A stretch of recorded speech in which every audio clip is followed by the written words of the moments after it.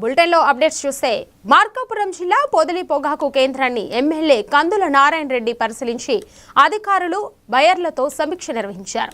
పొగాకు బేర్లకు నో బిడ్లు లేకుండా చూడాలని, బయట రకం పొగాకుకు క్వింటాల్కు కనీసం 24,000 ధర లభించేలా చర్యలు తీసుకోవాలని సూచించారు.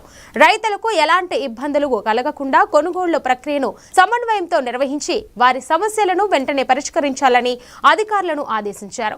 ఈ కార్యక్రమంలో టీడీపీ నాయకులు, రైతులు పాల్గొన్నారు.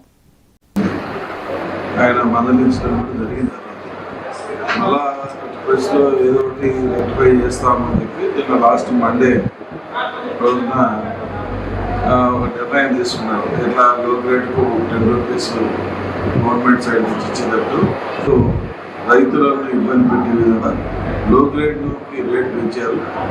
మళ్ళీ ఏదైతే నెంబర్ పోగాకుండా నెంబర్ పోగాకు రేట్ తగ్గించుకున్నారు.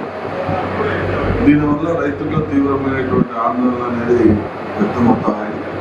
నేను మా మంత్రి గారి దృష్టికి ఇప్పుడే తీసుకెళ్ళాను. క్యాబినెట్ మీటింగ్ స్టార్ట్ అవుతా ఉంది.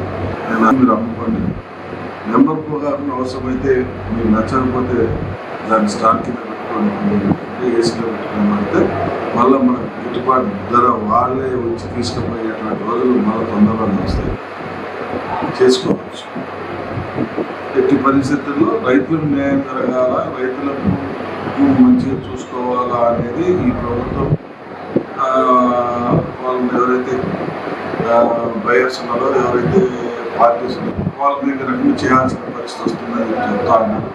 కానీ ఏదైనా కానీ రైతు నష్టపోతే మీ కంపెనీకి మీరు ఉండరు, మీరు లేకపోతే మీ రైతులు లేకపోతే మీ కంపెనీలు అనేది జీవనం సాగించడం కష్టమనే విషయాన్ని కూడా వాళ్ళు దృష్టికి తీసుకుపోయారు.